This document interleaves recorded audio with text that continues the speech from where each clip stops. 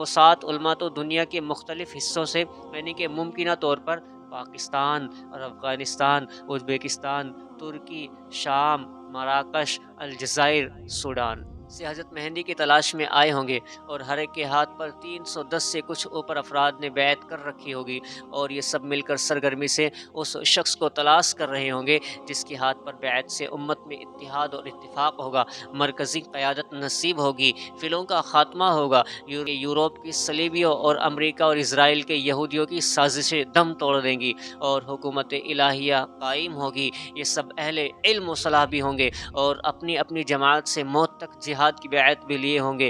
اے اہل اسلام، علم دین، تصوف شرعی اور جہاد فی سبیل اللہ کے حاملین اور داعیوں سے تم کہاں برگلا لے جاتے ہو؟ یہ ساتوں حضرات مل کر حضرت مہدی کو حرمین میں تلاش کریں گے۔ جب حضرت مہدی تک پہنچ جائیں گے اور ان میں تمام علامتیں پائیں گے تو تصدیق کے لیے ان سے پوچھیں گے، آپ فلاں بن فلاں ہیں؟ حضرت مہدی ان کو خوبصورتی سے ٹالتے ہوئے کہیں گے، میں تو ایک انصاری ہوں، یعنی اللہ کے دین کی مدد کرنے والا، اور یہ کہہ کر مکہ مکرمہ سے چھپ کر مدینہ منورہ چلے جائیں گے۔ یہ حضرات آپ کو تلاش کرتے کرتے مدینہ شریف پہنچ جائیں گے۔ حضرت مہدی کے حوالے سے 3 باتیں سمجھنا بہت اہم ہے۔ حضرت مہدی کون ہوں گے؟ ظہور کے بعد کیا کریں گے؟ کب ظاہر ہوں گے؟ ان کو اگر سمجھ لیا جائے تو اس موضوع سے متعلق بہت سی غلط فہمیاں ختم ہو جاتی ہیں۔ تک اس حوالے سے جو گمراہیاں پھیلائی گئی یا جو غلط فہمیاں برتی گئی، اس کی گنجائش بھی نہیں رہی۔ سب سے پہلا سوال یہ ہے، حضرت مہدی کون ہوں گے؟ اس سوال کا جواب 2 طرح سے دیا جا سکتا ہے۔ پہلا، حضرت مہدی کا غائبانہ تعارف۔ حضرت کا غائبانہ تعارف تو متعین ہے کہ وہ حسنی سادات میں سے ہوں گے۔ ان کا نام نامی محمد یا احمد، والد کا نام عبداللہ ہوگا۔ مہدویات کے محقق علامہ سید برزنجی فرماتے ہیں، مجھے ان کی والدہ کے نام کے بارے میں کوئی صحیح روایت نہیں ملی، البتہ بعض حضرات نے والدہ کا نام آمینہ تحریر کیا ہے۔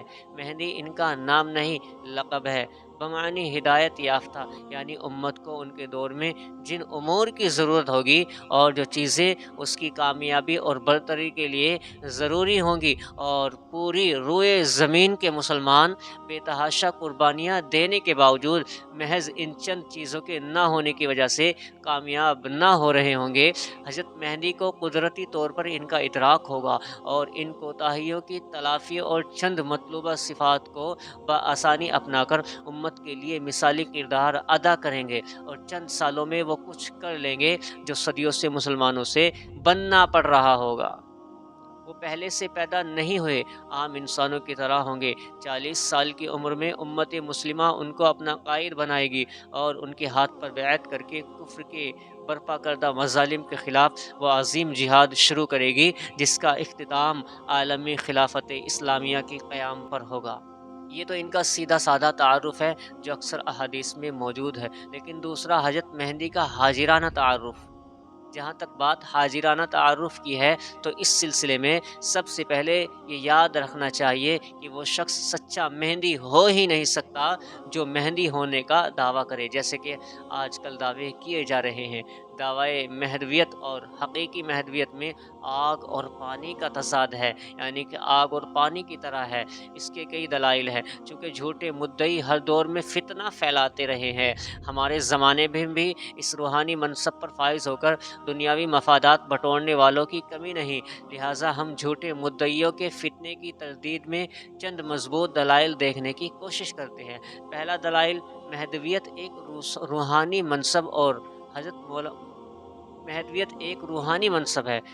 مولانا پیر ذوالفقار احمد نقشبندی دامت برکاتہم اکابر کا ایک مجولہ یعنی کہ نقل فرمایا کرتے ہیں، تصوف کے میدان میں مدعی کی سزا پھانسی ہے۔ پھر بات یہ ہے کہ حسنی سادات کو ظہور مہدی کا انعام ملا ہی اس لیے ہے کہ وہ اپنے جائز دعوے اور حق سے دستبردار ہو گئے تھے، تو اب سچے مہدی کے لیے دعوے کے ذریعے یہ عظیم منصب حاصل کرنے کی کیا گنجائش رہ گئی ہے؟ تفصیل اس اجمال کی یہ ہے کہ نواسے رسول اکرم صلی اللہ تعالی علیہ وسلم کے نواسے حضرت حسن رضی اللہ تعالیٰ عنہ عظیم ایثار کا مظاہرہ کرتے ہوئے سیدنا حضرت معاویہ رضی اللہ تعالیٰ عنہ کے حق میں خلافت سے دستبردار ہو گئے تھے اور محض مسلمانوں میں اتفاق اور صلح کی خاطر اپنا یہ حق چھوڑ دیا تھا۔ اس کے بدلے آخر زمانے میں جب امت کو اتفاق اور اتحاد کی ضرورت ہوگی تو اللہ پاک انہی کی اولاد میں سے ایک مجاہد لیڈر عالمی سطح پر خلافت کے قیام کے لیے منتخب فرمائیں گے، کیونکہ اللہ تعالیٰ کا قانون یہی ہے کہ جو شخص اللہ تعالیٰ کی رضا کی خاطر کوئی چیز چھوڑ دیتا ہے تو اللہ تعالیٰ اس کو یا اس کی اولاد کو اس سے بہتر چیز عنایت کر دیتے ہیں۔ چنانچہ محدود علاقے میں خلافت چھوڑنے کے بدلے حضرت حسن رضی اللہ تعالیٰ عنہ کی اولاد کو عالمی خلافت کا انعام ملے گا۔ آپ کے حسنی ہونے کی دوسری وجہ علماء اکرام نے یہ بھی لکھی ہے، جس طرح حضرت اسحاق علیہ السلام کی اولاد سے انبیاء اکرام آئے اور حضرت اسماعیل علیہ السلام کی نسل میں اللہ تعالیٰ نے صرف ایک نبی کو بھیجا جو خاتم الانبیاء تھے، اسی طرح حضرت حسین رضی اللہ تعالیٰ عنہ کی نسل سے بہت سے اولیاء آئے، جبکہ حضرت حسن رضی اللہ تعالیٰ عنہ کی اولاد سے ایک ہی بہت بڑے ولی آئیں گے جو خاتم الاولیاء ہوں گے۔ دوسرا ہے مہدویت کا اجر خود دعویٰ کرنے والے کے جھوٹ ہونے کی دوسری دلیل یہ ہے کہ حضرت مہدی تو حدیث شریف کی بیان کردہ واضح علامت اور سچے اللہ والوں کے طریقے کے مطابق امامت اور عہدہ اور منصب قبول کرنے سے جتنا ان سے بن پڑے گا عرض کریں گے، یعنی کہ اجر کریں گے، حتیٰ کہ وہ 7 علماء تو دنیا کے مختلف حصوں سے یعنی کہ ممکنہ طور پر پاکستان اور افغانستان، ازبیکستان، ترکی، شام، مراکش، الجزائر، سوڈان سے حضرت مہدی کی تلاش میں آئے ہوں گے، اور ہر ایک کے ہاتھ پر 310 سے کچھ اوپر افراد نے بیعت کر رکھی ہوگی، اور یہ سب مل کر سرگرمی سے اس شخص کو تلاش کر رہے ہوں گے جس کے ہاتھ پر بیعت سے امت میں اتحاد اور اتفاق ہوگا، مرکزی قیادت نصیب ہوگی، فلوں کا خاتمہ ہوگا، یورپ کی صلیبیوں اور امریکہ اور اسرائیل کے یہودیوں کی سازشیں دم توڑ دیں گی اور حکومت الہیہ قائم ہوگی۔ یہ سب اہل علم و صلاح بھی ہوں گے اور اپنی اپنی جماعت سے موت تک جہاد کی بیعت بھی لیے ہوں گے۔ اے اہل اسلام، علم دین، تصوف شرعی اور جہاد فی سبیل اللہ کے حاملین اور داعیوں سے تم کہاں برگلا لے جاتے ہو؟ یہ 7 حضرات مل کر حضرت مہدی کو حرمین میں تلاش کریں گے۔ جب حضرت مہدی تک پہنچ جائیں گے اور ان میں تمام علامتیں پائیں گے تو تصدیق کے لیے ان سے پوچھیں گے، آپ فلاں بن فلاں ہیں؟ حضرت مہدی ان کو خوبصورتی سے ٹالتے ہوئے کہیں گے، میں تو ایک انصاری ہوں، یعنی اللہ کے دین کی مدد کرنے والا، اور یہ کہہ کر مکہ مکرمہ سے چھپ کر مدینہ منورہ چلے جائیں گے۔ یہ حضرات آپ کو تلاش کرتے کرتے مدینہ شریف پہنچ جائیں گے۔ حضرت مہدی امامت کا عہدہ دیے جانے سے بچنے کے پہلے، یعنی کہ حضرت امام مہدی امامت کا عہدہ دیے جانے سے بچنے سے پہلے ان سے چھپ کر پھر مکہ مکرمہ آ جائیں گے۔ یہ علماء اکرام بیتاب ہوں گے کہ ہم نے دنیا بھر میں جہاد کیا، اصلاحی کوششیں کی، جان، مال، عزت، آبرو بے حساب قربانیاں دی، منزل پھر بھی ہاتھ آ کے نہیں دے رہی، کفر کا زور ٹوٹ رہا ہے، نہ کفریات کا غلبہ ختم ہو رہا ہے۔ امت کو جس قائد کی ضرورت ہے جس میں عقل و سوجھ بوجھ بھی ہو، جرأت و شجاعت بھی، اور قدرت کی طرف سے ہدایت و نصرت بھی، اس کے قریب پہنچ کر بھی ہم پھر محروم رہ گئے، یہ آپ کو کھوجتے کھوجتے پھر حرمین شریفین میں آ جائیں گے۔ اس طرح 3 چکر حرمین کے درمیان لگیں گے۔ آخرکار یہ علماء تیسری مرتبہ حضرت مہدی کو حجر اسود کے پاس جا ملیں گے۔ آپ کعبہ کے ساتھ چمٹ کر چہرہ کعبہ کی دیوار پر رگڑتے ہوئے امت کی حالت پر رو رہے ہوں گے۔ یہ علماء آپ کو پہلے خدا کا واسطہ دے کر کہیں گے کہ اگر آپ نے بیعت کے لیے ہاتھ نہ بڑھایا تو جتنی امت مظلومیت کی حالت میں ماری جا رہی ہے، اس سب کا گناہ آپ کے سر پر ہوگا۔ اس پر حضرت مہدی مجبور ہو کر مقام ابراہیم اور حجر اسود کے درمیان بیٹھ کر ان سے کہیں گے کہ آؤ پھر آخری فتح تک اکٹھے جینے مرنے کا عہد کرتے ہیں۔ امیر اور مامور کے اس عہد کو شریعت کی اصطلاح میں بیعت کہتے ہیں۔ چنانچہ وہ ان علماء اکرام سے شریعت کی اتباع اور مرتے دم تک جہاد پر بیعت لیں گے۔ ہجرت اور جہاد کے نتیجے میں عالمی سطح پر خلافت قائم ہو جائے گی۔ حضور علیہ السلام نے مکہ مکرمہ سے مدینہ منور یعنی کہ مدینہ منورہ ہجرت فرما کر جہاد کا عمل جاری کیا تھا۔ حضرت مہدی مدینہ منورہ سے مکہ مکرمہ ہجرت معقول فرما کر جہاد کی سنت کو پھر سے زندہ فرمائیں گے اور مسلمانوں کی امیدوں، تمناؤں اور خوابوں کی تعبیر مل جائے گی۔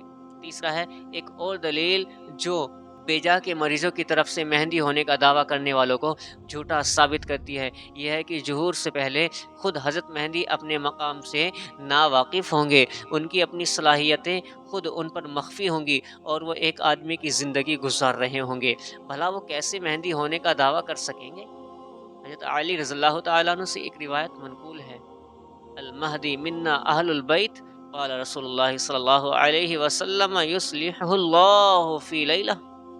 इब्न माजा की ये हदीस है। रसूलुल्लाह सल्लल्लाहु अलैहि वसल्लम इस हदीस में फरमा रहे हैं, मेहंदी हम अहले बैत में से होंगे, अल्लाह ताला एक ही रात में उनको ये सलाहियत अता फरमा देगा। इस हदीस की शरह में शेख अब्दुल गनी देहलवी रहमतुल्लाह अलैह फरमाते हैं, अल्लाह ताला एक ही रात में अचानक उनको इमारत और खिलाफत की ये सलाहियत अता फरमा देगा। अल्लामा इब्न कसीर रहमतुल्लाह अलैह इस हदीस की शरह में फरमाते हैं, यानी कि अल्लाह ताला अपने खुसूसी फल और तौफीक से सरफराज फरमाकर पहले उन्हें हकीकत का इल्हाम करेंगे और उस मकाम से आशना करेंगे जिससे वो पहले नावाकिफ़ थे। हज़रत मौलाना बदर आलम मेरठी मुहाजिर मदनी रहमतुल्लाह अलैह फरमाते हैं, एक अमीक हकीकत इससे हल हो जाती है और वो ये है कि यहीं पर बाज़ ज़ईफ़ुल ईमान क़ुलूब में ये सवाल उठ सकता है कि जब हज़रत मेहंदी ऐसी खुली हुई शोहरत रखते हैं तो फिर उनका तारुफ़ अवाम व ख़ास में कैसे मख़फ़ी रह सकता है। इसलिए मसाइब व आलाम के वक्त उनके ज़हूर का इंतज़ार माक़ूल मालूम नहीं होता। लेकिन इस युस्लिहुल्लाहु फ़ी लैला ने ये हल कर दिया है कि ये सिफ़ात ख़्वाह कितने ही अशख़ास में क्यों ना हो, लेकिन उनके वो बातिनी तसर्रुफ़ात और रूहानियात मशीयत इलाहिया के मातहत ओझल रखी जाएगी।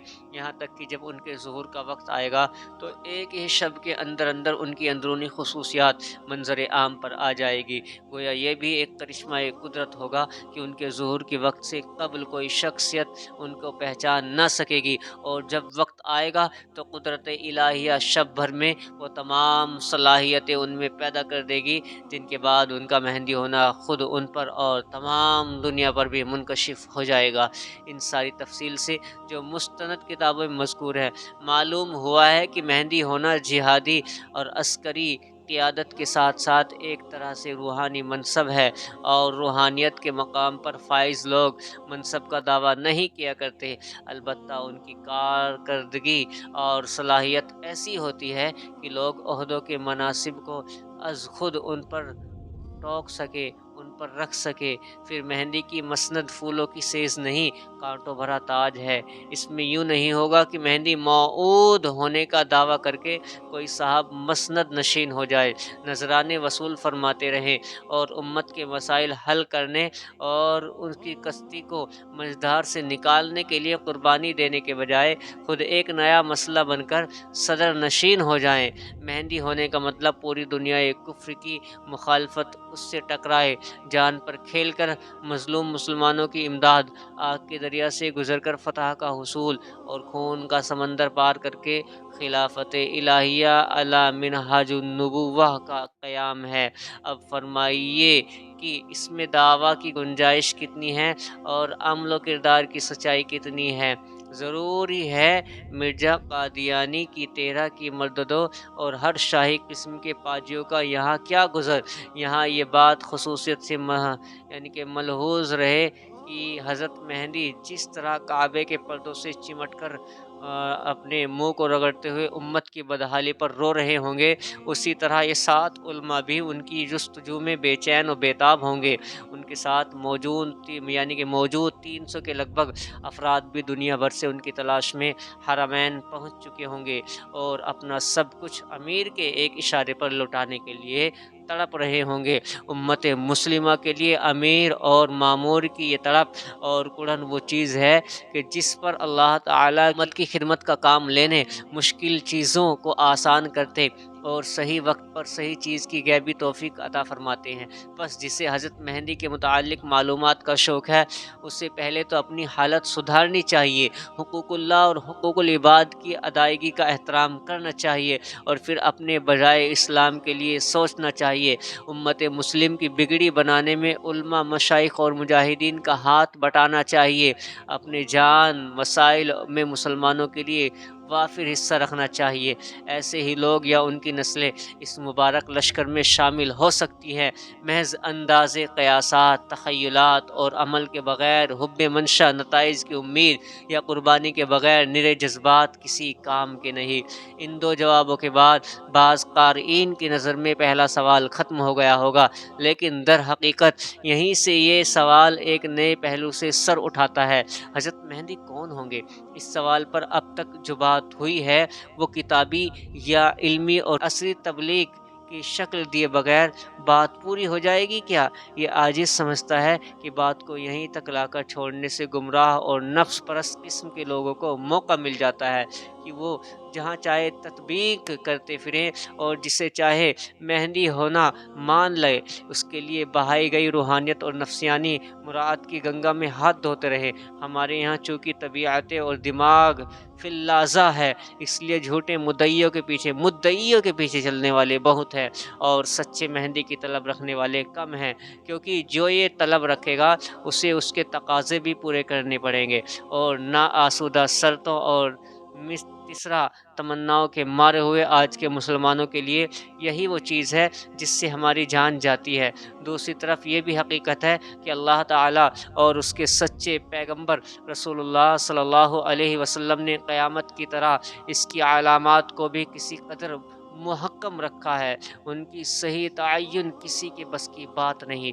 بہت سی محققین کے اندازے بھی غیر وحی ثابت ہوئے ہیں، البتہ حتمی تعین اور مکمل ابہام کے درمیان محض امکانی تطبیق اور ممکنہ مصداق کی حد ایک بات کی جائے، اس کی صحت پر اصرار نہ کیا جائے، نہ اس کی بنیاد پر شریعت کے خلاف یا قابرین کے مشرب سے ہٹ کر کوئی تعویل کی جائے، اور علماء کرام اور مشائخ اعظام کی توضیحات اور تنبیہات کو قبول کر لینے کے لیے تیار رہا جائے، تو زبان کھولنا شاید ممنوع نہ ہوگا، خصوصاً اس لیے کہ مقصد صرف اور صرف عامۃ المسلمین کو صحیح راستہ دکھانا ہے۔ اللہ رب العزت کہنے سننے سے